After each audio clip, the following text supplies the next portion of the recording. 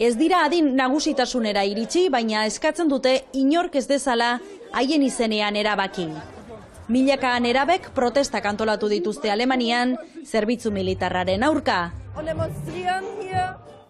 Azken hauteskundeetan ezin izan genuen bozkatu, baina politikariak gure etorkizuna erabakitzen ari dira, gure iritzia jakin gabe.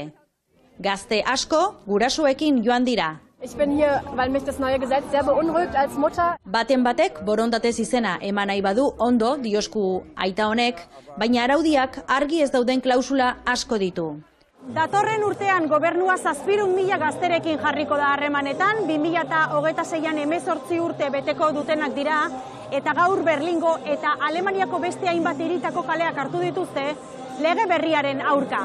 Gobernuak borondatezko errekrutatzea bultzatu nahi du gazteei hilero 2.600 euro gordin ordainduz, baina ez badaude behar adina soldadu, derrigortasuna aktibatuko da 18 urte betetzen dituztenen artean aukeraketa bat eginez.